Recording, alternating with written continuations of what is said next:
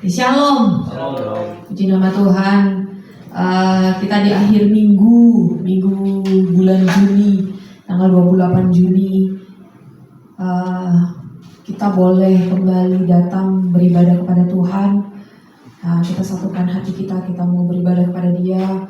Dan saya menghimbau untuk Bapak Ibu Saudara sekalian yang mempunyai device HP, boleh di silent, boleh dimatikan notifikasinya sehingga tidak akan mengganggu peribadatan kita. Biar kita tetap fokus untuk memuji dan menyembah Tuhan. Baik, kita mulai ibadah kita mau angkat pujian tiada seperti Kau Tuhan. Karena kasih-Mu Tuhan mengalir seperti sungai dan kuasa-Mu menyembuhkan. Terima kasih Tuhan. Kita mau angkat pujian tiada seperti Kau.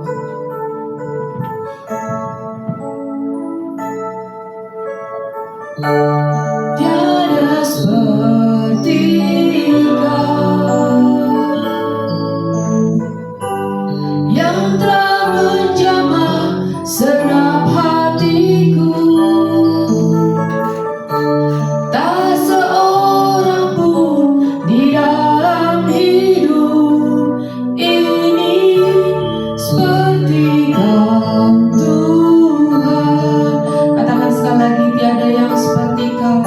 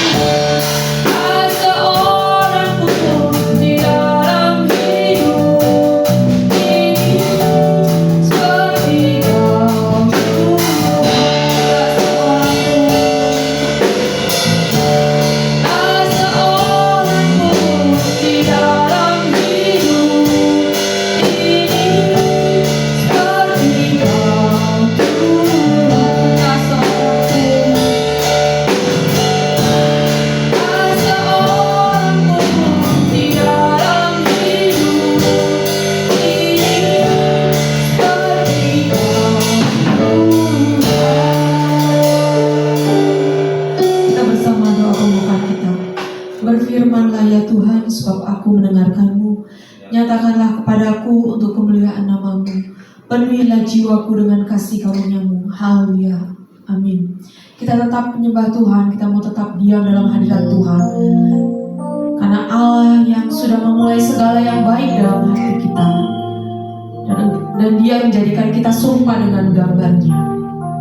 Dan berharga di matanya. Kita mau angkat pujian Allah yang setia. Dan saya mau undang Bapak Ibu Saudara sekalian untuk bangkit berdiri. Dan di akhir pujian kita akan berdoa.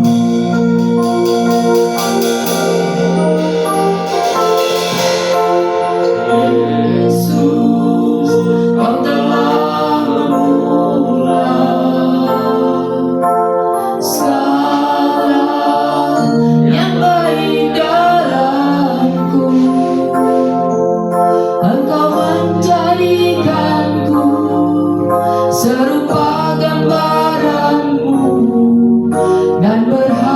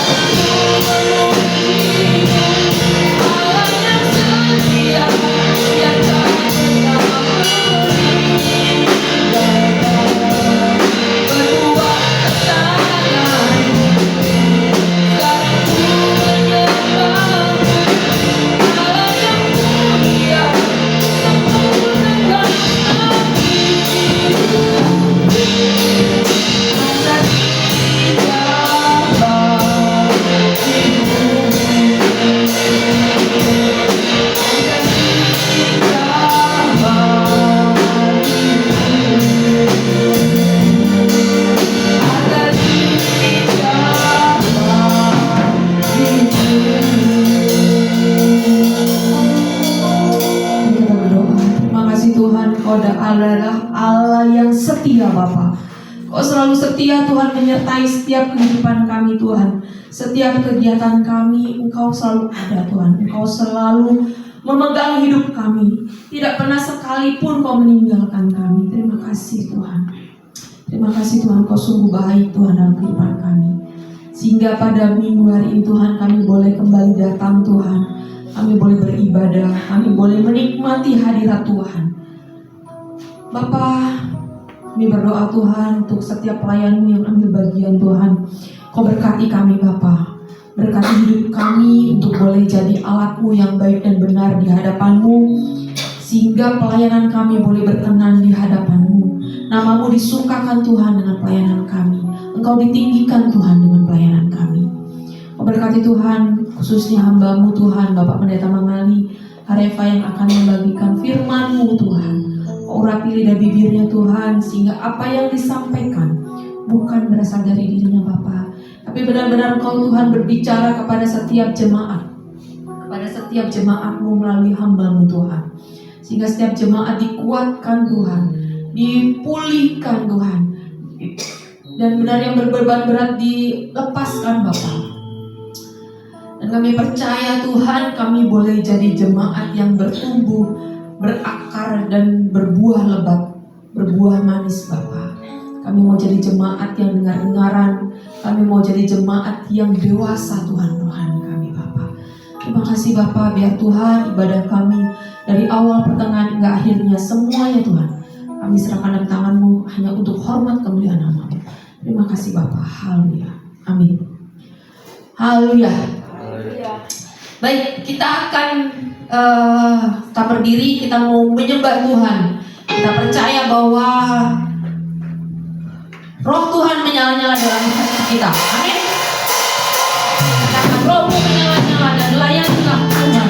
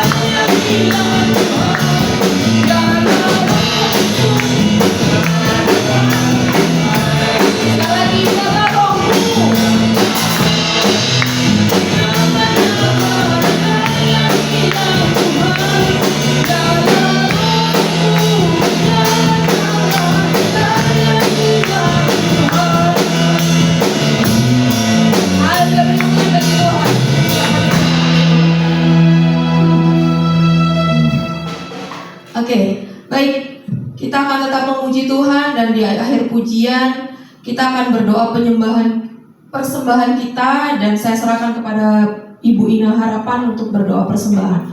Kita mau angkat pujian, ada sukacita dalam melayani Tuhan.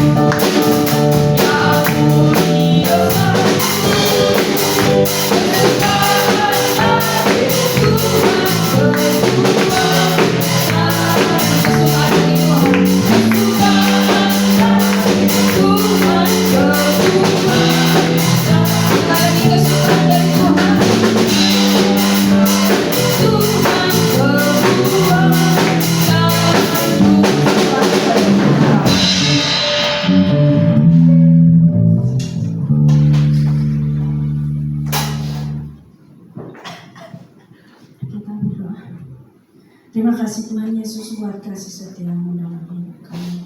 Kesukaan kami Tuhan yang bersama dengan Engkau Bapa. Ini hidup jiwa raga kami di hadapan-Mu Tuhan. Kami merindukan hadirat-Mu.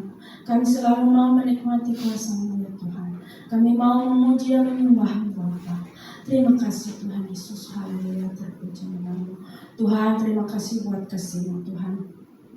Seminggu lamanya Bapa Engkau menyertai kami, Engkau melindungi kami Bapa. Engkau memberkati kami Tuhan. Baik dalam pekerjaan kami Tuhan, Engkau sudah menolong kami. Engkau sudah memberkati dengan baik Tuhan Yesus. Terima kasih Bapa atas kebaikan-Mu, atas pertolongan-Mu dalam hidup kami. Takkan terbatas Tuhan. Pada saat ini Tuhan, kami memberikan persembahan kami kepada-Mu Bapa. Tuhan, terima kasih Tuhan. Dan terimalah Tuhan persembahan kami. Dan berkati Tuhan supaya bisa membesarkan kerajaan-Mu Bapa. Inilah doa kami Tuhan, kami serahkan ke dalam tangan-Mu. Sebentar lagi kami mau mendengarkan firman-Mu Bapa. Berkatilah firman-Mu dalam hidup kami, supaya menjadi sumber kekuatan dan kehidupan kami.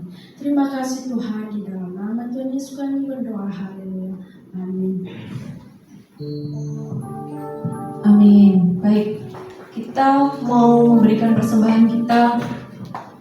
Kita mau angkat pujian, percayalah kepada Tuhan dengan segenap hatimu dan jangan bersandar kepada pemimpin yang tersembunyi. Kepada yang bertugas dipersilakan.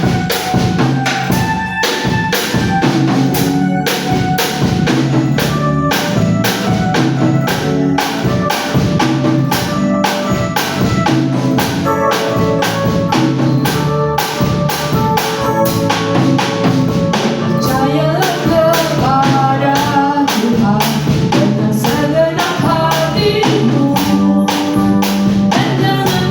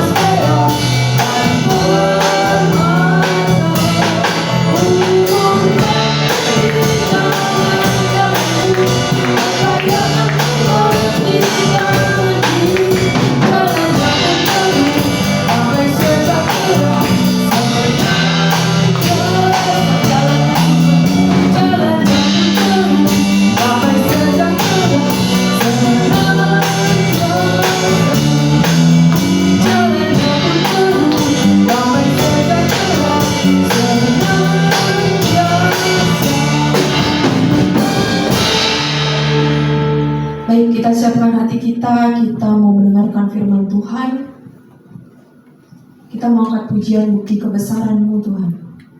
Dan saya mengundang Bapak Ibu Saudara sekalian untuk bangkit berdiri.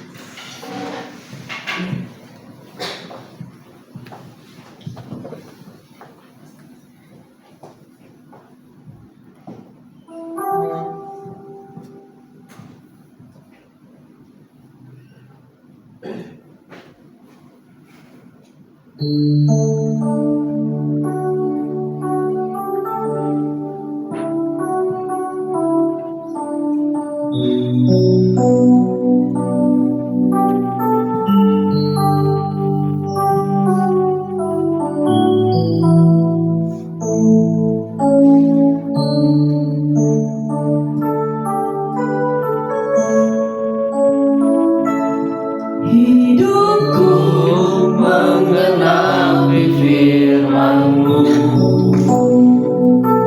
tanda mujizat sertai tiap langkahku. Kau bersamaku di dalam-Mu, jadi bukti kebesaran.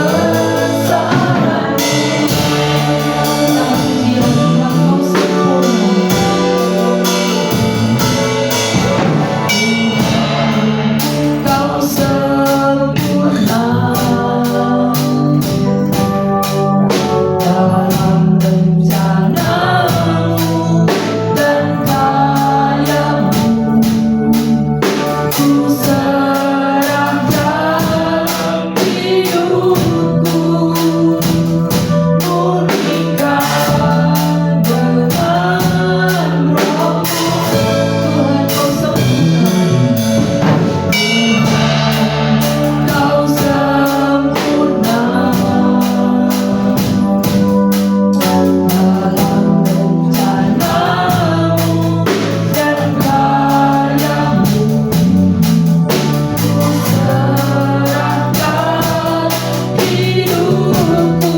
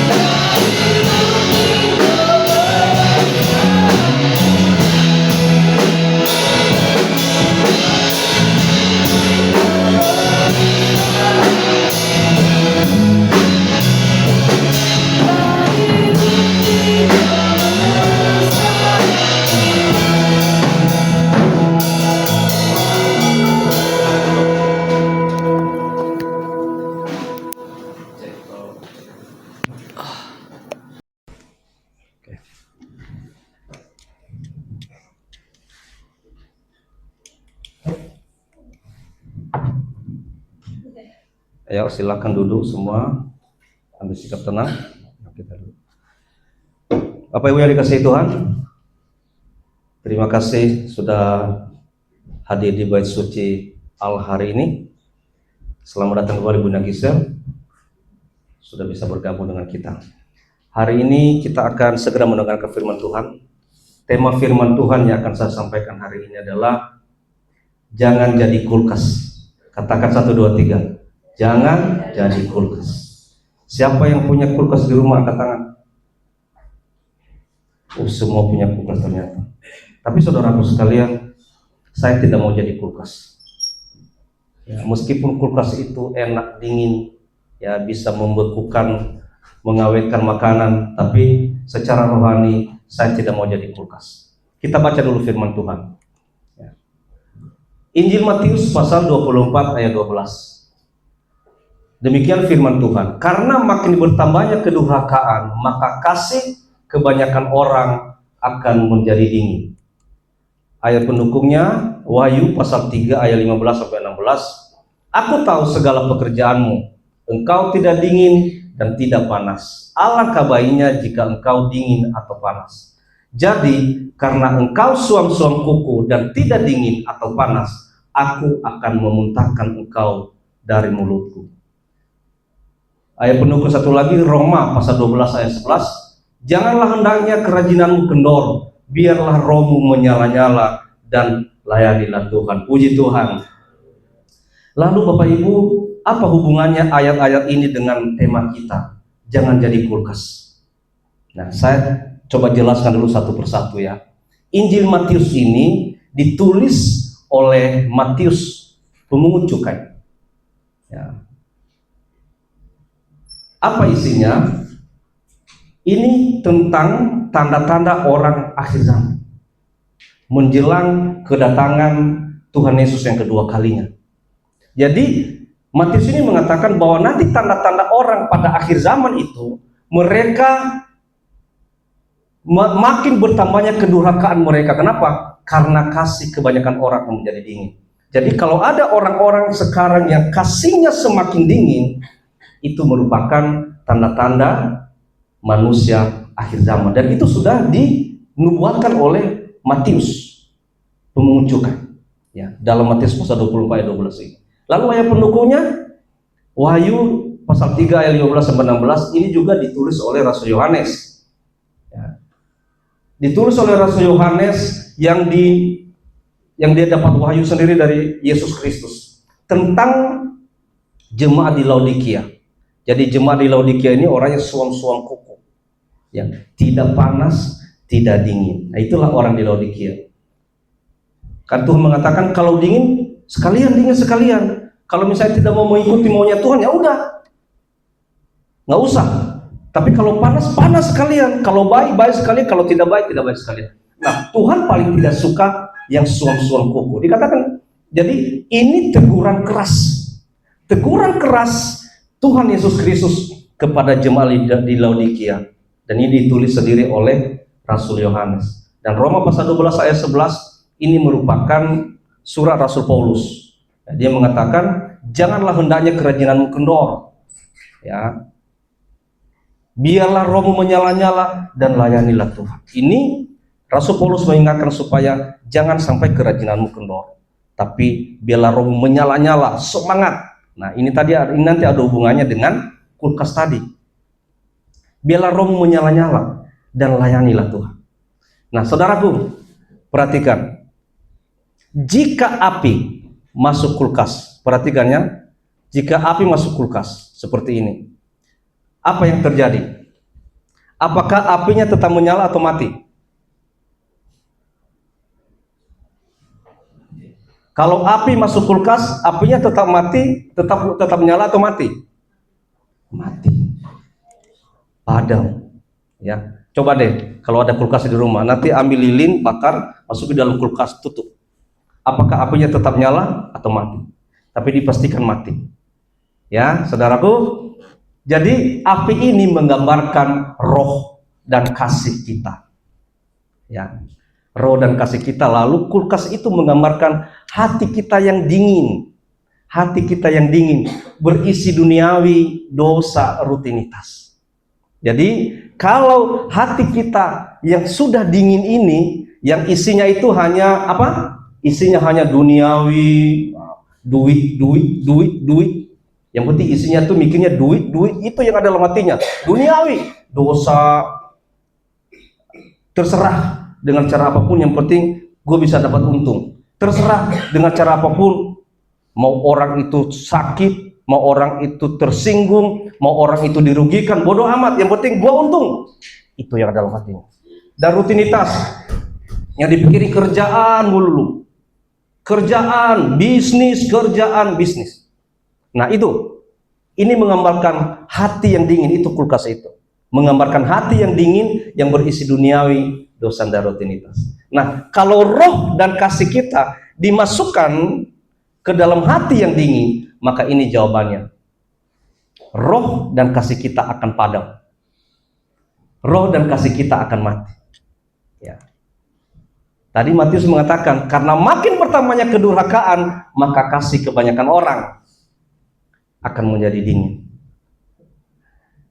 Makin pertamanya kedurhakaan. Apa itu kedurhakaan? Ini tadi. Ya. Hatinya hanya berisi dengan hal-hal yang duniawi. Ya. Dosa yang tidak bisa dia tolak. Rutinitas. Ya, kebiasaan sehari-hari yang tidak bisa membebaskan dia untuk bisa datang kepada Tuhan. Maka kasih kebanyakan orang menjadi dingin. Coba perhatikan sekarang. Ya. Coba perhatikan sekarang. Coba ajak orang sekarang beribadah. Coba ajak sekarang orang untuk doa. Alasannya pasti satu, yang klasik. Tahu nggak? Apa alasannya? Apa? Ngantuk. Satu, ngantuk. Dan yang paling klasik apa? Sibuk. Sibuk kenapa? Kerjaannya banyak banget. Saya udah berusaha sebenarnya pengen, tapi sibuk. Tapi kamu pelayanan hari ini loh. Udahlah. Suruh ganti sama yang lain dulu lah. Sama aja kok. Haleluya. Haleluya. Kasih orang sudah menjadi dingin. Tapi coba kasih tahu sama dia. Ada proyek di sana. Ini kesempatan. Ada proyek di sana menguntungkan. Mau nggak? Tapi jauh di sono tuh. Jauh di Banten. Tapi kita harus hadir. Kita harus datang ke sana. Kita ditunggu 2 jam. Padahal perjalanan ke sana bisa 3 jam. Nangis dia itu. Gimana dong? Gede lu untungnya. Gimana caranya dong? Naik ojek bisa nggak? Bila perlu naik ojeknya ke sana, ke Banten. Kenapa? Menguntungkan. Tapi hari ini kamu melayani, udah nanti lah itu mah. Pelayanan nanti aja. Kan bisa hari Minggu depan. Tapi itu ada jemaah itu yang sakit. Hari ini kita datang besuk. Udahlah, itu kan tugasnya guru itu. Itu kan tugasnya pendeta, ada gembala nanti datang ke situ. Tapi itu loh, kan teman baikmu. Saudaraku, kasih orang sudah menjadi dingin. Nah, hari ini kita diingatkan. Tadi di Roma itu mengatakan, Rasul Paulus mengatakan, hendaklah, apa tadi dikatakan? Coba. Janganlah hendaknya kerajinanmu kendor. Biarlah rohmu menyala-nyala dan layanilah Tuhan. Kalau kasihmu sudah dingin, bagaimana lagi rohmu menyala-nyala? Perhatikan ya. Kita itu punya 1001 macam alasan untuk tidak bisa datang kepada Tuhan. Dan itu akan digoreng oleh iblis. Alasan banyak. Capek, letih, lesu, lelah, sibuk. Ya. Anak rewel, suami rewel, ada juga suami yang rewel, istri rewel. Itu digoreng oleh iblis supaya kau tidak datang kepada Tuhan. Nanti saya buka live streaming aja lah, nggak perlu datang ke gereja juga kok. Kan kita bisa nonton live streaming. Saudaraku, roh dan kasih kita akan padam jika masuk dalam hati yang dingin, tidak berdampak apa-apa. Kenapa sekarang orang malas datang kepada Tuhan? Kenapa sekarang orang malas melayani Tuhan? Kenapa sekarang orang susah diajak untuk ibadah? Hatinya sudah dingin, sudah beku.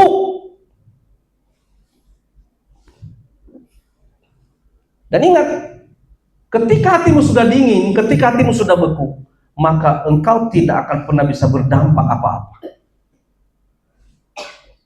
Walaupun engkau mengaku-ngaku orang Kristen dari Orok, tapi hatimu dingin, engkau tidak akan pernah bisa berdampak apa-apa. Ini ada kuis ini, silakan dijawab. Ada 2 gelas teh celup. Ya, gelas pertama ini, gelas pertama ini, gelas kedua ini. Saya mau tanya, ini perbedaannya apa? Sama-sama teh celup, dicelupkan dalam gelas yang berisi air. Perbedaannya apa? Nah, ini berwarna. Ini tidak berwarna. Pertanyaannya, kenapa ini berwarna?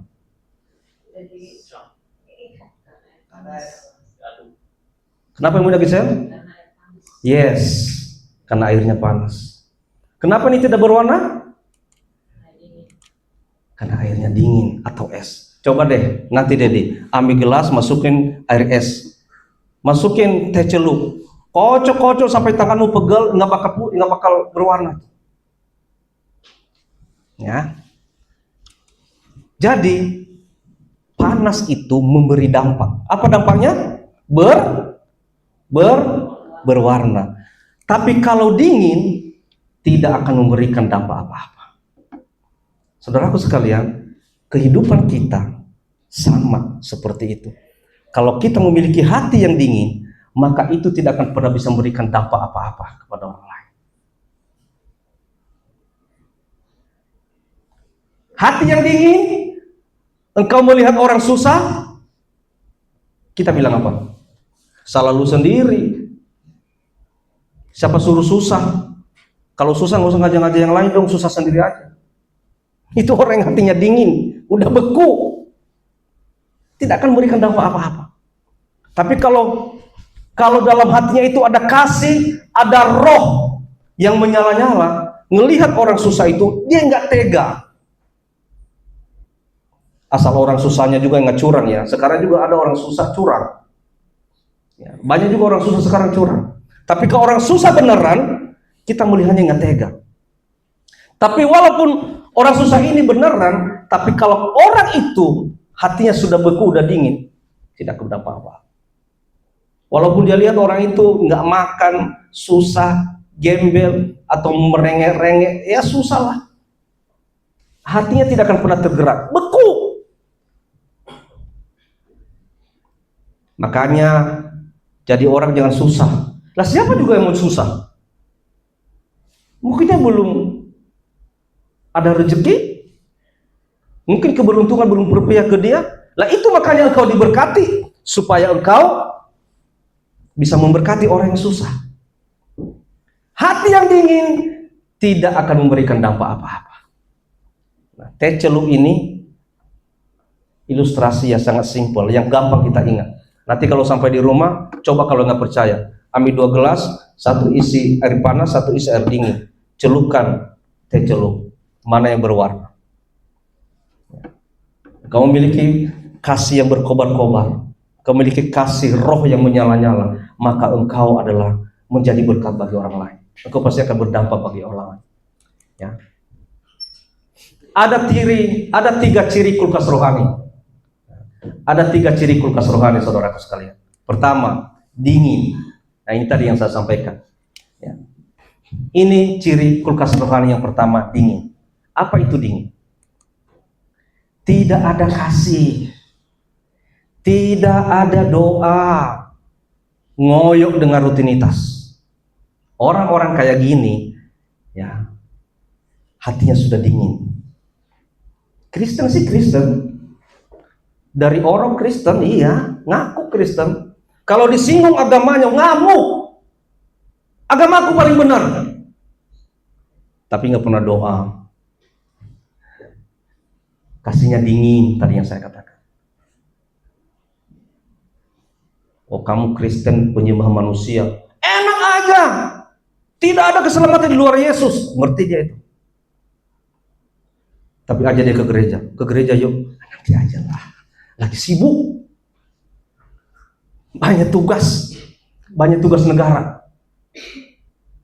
Tapi kalau soal kerjaan ngoyok dikejar sampai ke Antartika, kata Pak Prabowo.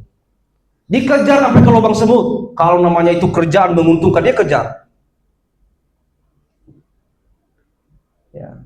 Sekali nanti dia datang ke gereja, kerjaannya apa? Mengkritik. Nah, bukan dengar firman, dia lihat siapa yang khotbah.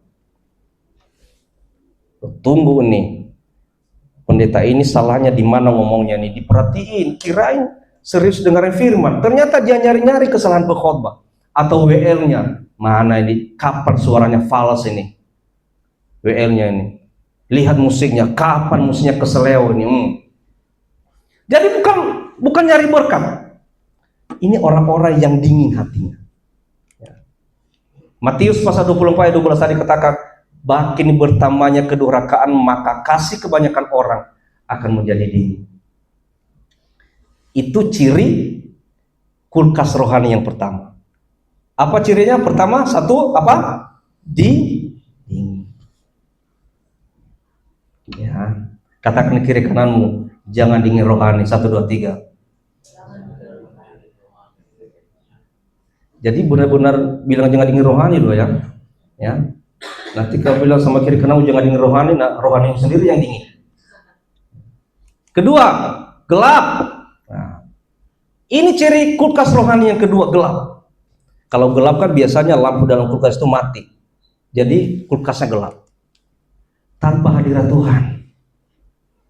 Ya. Tanpa hadirat Tuhan. Seminggu enggak pernah ibadah. Seminggu nggak pernah doa, seminggu nggak pernah nyentuh Alkitab, tapi melayani. Sekali datang gereja melayani, haleluya. Tapi seminggu nggak pernah doa. Pagi-pagi bangun harusnya kita doa, bukan doa. Nyari mana kaos kaki, mana kunci motor, mana baju. Ini telat ini, bisnya jam sekian. Doa udah nanti aja. Seminggu lolos, nggak pernah doa, nggak pernah baca Alkitab, nggak pernah datang ibadah, tapi hari Minggu ibadah. Saudaraku, engkau melayani tanpa hadirat Tuhan. Ya. Ini Wahyu 3:17 dikatakan, karena engkau berkata, aku kaya dan aku telah memperkayakan diriku dan aku tidak kekurangan apa-apa. Dan karena engkau tidak tahu bahwa engkau melarat dan malang, miskin, buta dan telanjang. Meskipun engkau melayani dengan begitu semangatnya, tapi engkau jauh dari hadirat Tuhan. Firman Tuhan mengatakan, engkau sama dengan malang, miskin, buta, dan telanjang di hadapan Tuhan. Memalukan, kata Tuhan. Jadi kalau engkau sudah melayani Tuhan, engkau sudah jadi pelayan, jangan lupakan doa. Jangan lupakan bahwa engkau itu pelayan. Kalau pelayan, engkau harus jadi teladan. Namanya doa, namanya ibadah itu udah makananmu sehari-hari. Jangan jemaat lebih rajin doa, lebih rajin ibadah dari kita pelayan. Tuhan mengatakan, sama saja engkau malang, miskin, buta, dan telanjang di hadapan Tuhan. Memalukan. Itu ciri yang kedua, gelap. Kulkas rohani yang kedua, gelap. Kulkas rohani yang ketiga cirinya apa? Nyetok tapi nggak dipakai. Ya. Misalnya nih, kita punya kulkas, lalu kita nyetok macam-macam di dalam, nyetok buah, nyetok makanan, nyetok sayur, penuh sampai penuh.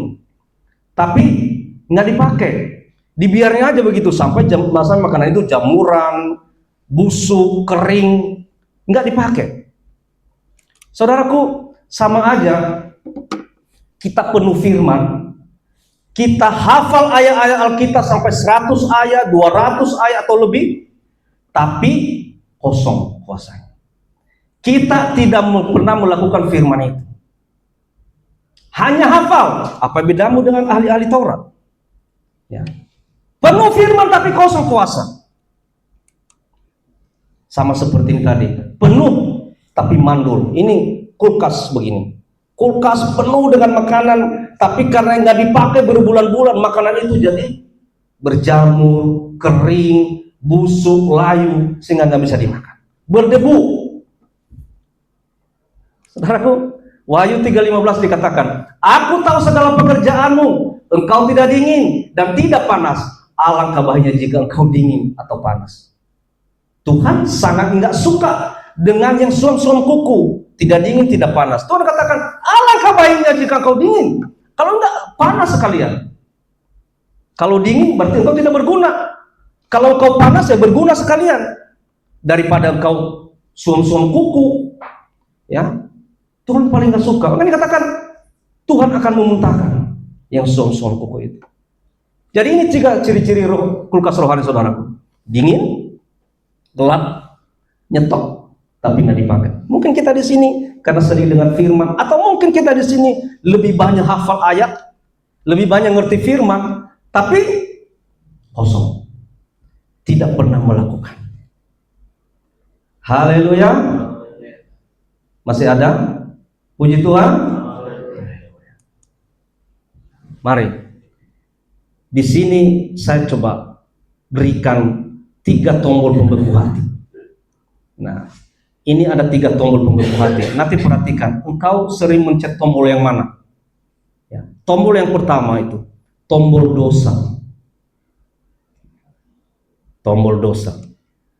Kalau di Mazmur pasal 66 18 katakan, seandainya ada niat jahat dalam hatiku, tentulah Tuhan tidak mau mendengar.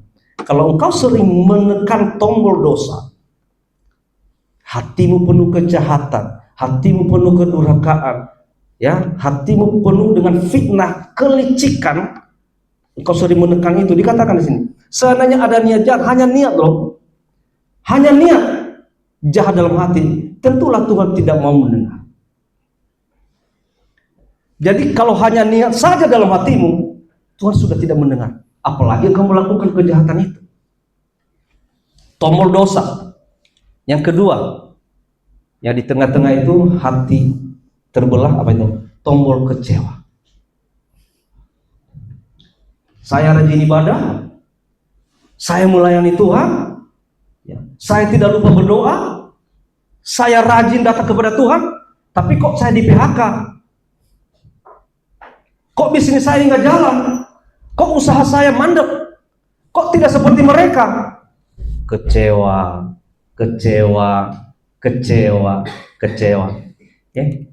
Ibrani 12:15 dikatakan, jagalah supaya jangan ada seorang pun menjauhkan diri dari kasih karunia Allah, agar jangan tumbuh apa? Akar yang pahit, yang menimbulkan kerusuhan dan yang mencemarkan banyak orang.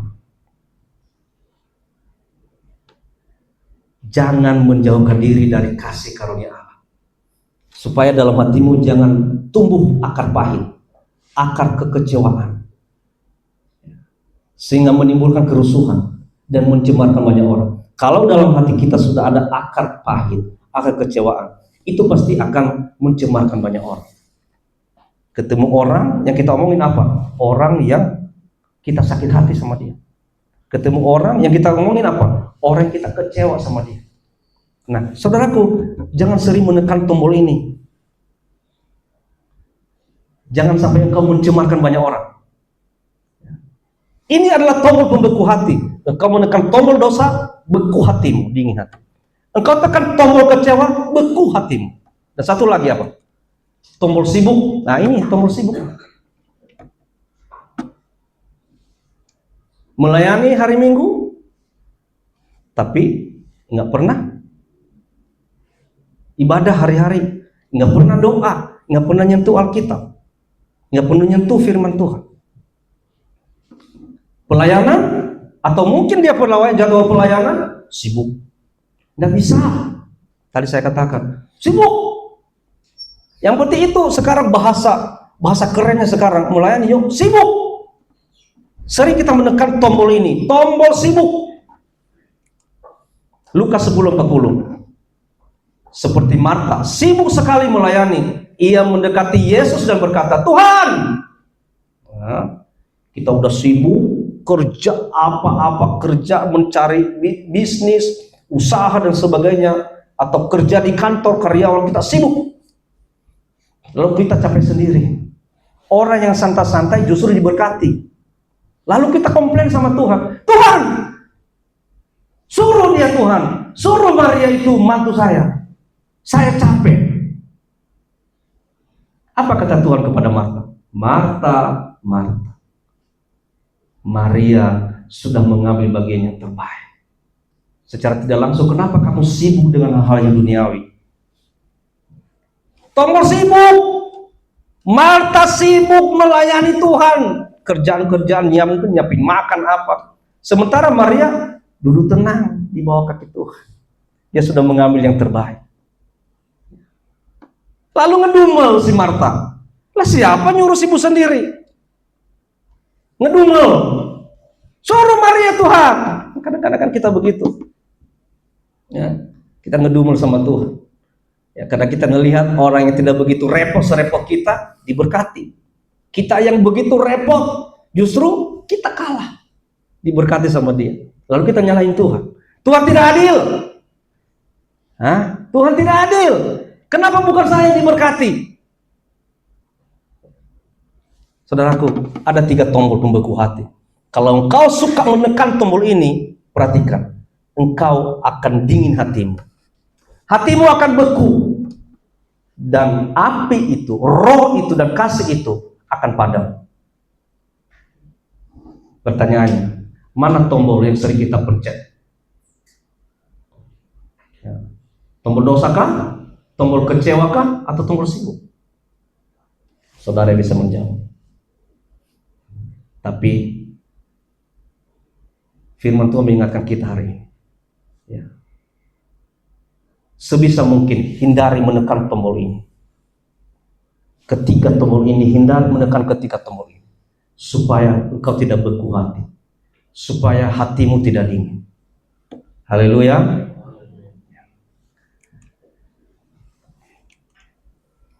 Ini solusi. Solusi ini merupakan pengharapan bagi kita. Apa solusinya, saudaraku? Solusinya, ubah kulkas itu jadi perapian. Hati yang beku, ubah jadi perapian. Supaya rohmu menyala-nyala. Ya. Supaya engkau bisa melayani Tuhan. Sebab kalau hatimu dingin, beku, jangan harap engkau bisa melayani Tuhan. Tuhan, iblis menyediakan 1001 macam alasan. Nggak usah. Melayani Tuhan nanti aja, guys. Ini ada usaha nih. Ini ada kerjaan nih, menguntungkan. Nanti aja.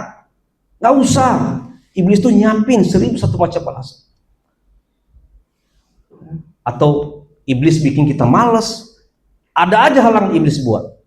Tapi saudaraku, kalau engkau mengubah kulkas itu, hati yang dingin itu menjadi perapian, maka hati yang beku itu akan mencair. Seperti ini. Ini sebelahnya ada es. Ada kulkas yang penuh dengan bunga-bunga es. Udah beku. Tapi ketika ada api, es-es itu akan mencair. Akan rontok semua. Ya. Hatimu yang beku, ketika memiliki kasih dan roh yang menyala-nyala, maka kebekuan hatimu itu akan mencair, akan hilang. Ini solusinya, ini suatu pengharapan bagi kita. Caranya bagaimana? Ini caranya. Buka pintunya, buka pintu kulkasnya. Artinya apa? Jujur sama Tuhan. Tuhan, saya mengakui Tuhan, hati saya sudah dingin. Pengakuan yang penting. Hati saya sudah dingin Tuhan, saya mengakui. Tolong Tuhan. Jujur sama Tuhan. Jangan hati kita sudah beku masih sombong, nggak mau ngaku, nggak mau jujur. Jujur sama Tuhan. Buka pintunya, artinya jujur sama Tuhan.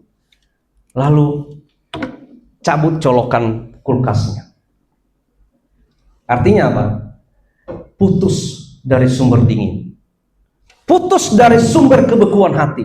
Putus dari sumber dingin itu. Cabut colokannya.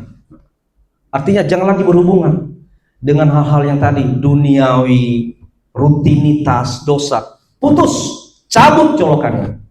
Jangan lagi connect sama sana. Yang tadinya ngajak engkau malas ibadah, putus. Yang tadinya ngajak engkau suka hal-hal yang tidak baik, putuskan hubunganmu, cabut colokannya. Putus dari sumber dingin. Nah, itu solusinya. Yang ketiga, deketin api. Kejar hadirat Tuhan.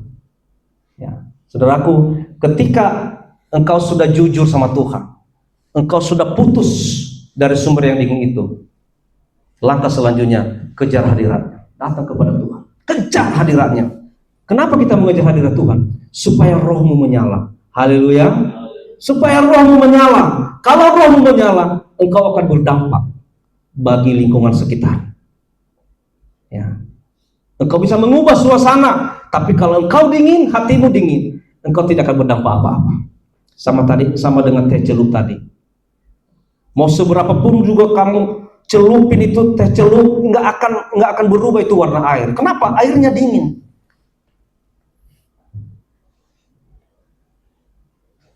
Kayak manapun juga kita ceramahin, kita ajak,